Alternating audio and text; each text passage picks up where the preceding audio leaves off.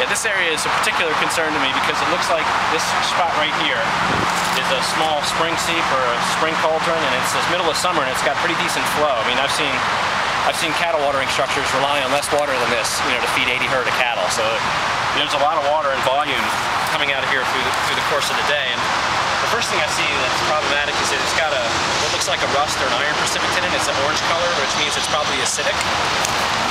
And it's also, the sediment is filling in this area. We've got skunk cabbage and we've got ferns here, and those are wetland species, and they're dying. You can see they're turning brown and dying back, and so there's stress on the wetlands. My guess is probably as a result of this sediment here. And then it looks like they tried to build around it with their silt fence. And the first issue I see is that they're trying to use silt fence as they're aiming concentrated flow, which is going to be running along this silt fence into this area here, which looks like some kind of a basin. And they haven't built, first of all, it's a violation of the minimum standard that says that you can't direct concentrated flow at a silt fence. And they haven't built a basin here, and neither have they stabilized. It looks like they've built some kind of a wall here. It hasn't been stabilized, and it doesn't have a trapezoidal weir. They basically have failed to meet any of those minimum standards. There would be a sediment trap would be required here, just because of the fact that they're concentrating flow at this silt fence. So this will always fail at every chance. Every rainstorm, as water concentrates here, the silt fence will fail. And so looks like they've double stacked the silt fence, but they've left this big hole in it. And so what's going to happen when it fills up is that water's going to come out through that hole. So the double stacking has not been not an effective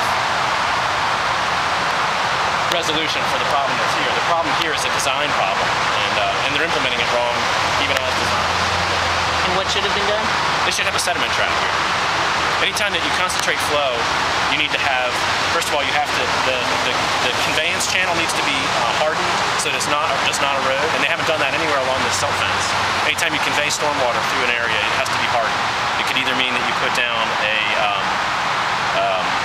sediment fabric or a non-erodible material, meaning stone or concrete. Anytime you convey concentrated stormwater flow. And then anytime that you have an area where you're concentrating the flow into a control, it has to either be a sediment trap or a sediment basin. You can't concentrate flow at a silt fence because it will cause it to fail. That's a minimum standard. And I think that's one of those areas there. So this can fail every time, every rain event. You described an retaining wall? Yeah, I mean, I'm not an engineer, but where I've seen this done effectively, they should have come in here immediately if it was a wetland. They should have built a retaining wall around it. Stacked, concrete block retaining wall, and then seeded the area immediately to prevent the erosion. Build some kind of a control here.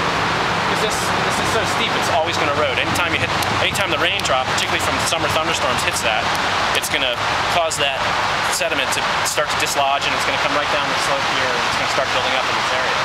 So, and they've kind of blown a little bit of hay up there, but even in the places where the hay is thick, it's not thick enough to prevent erosion.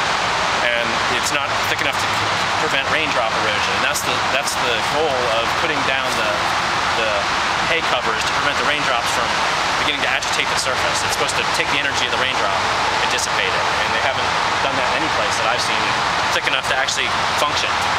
And the minimum standard for temporary stabilization requires you to have a surface that prevents erosion. That's the language in the provision says it must be, they recommend A, B, they recommend A, but in the end it must prevent erosion. It's obviously not preventing erosion because I see places where it's eroding and causing the silt fence to come out.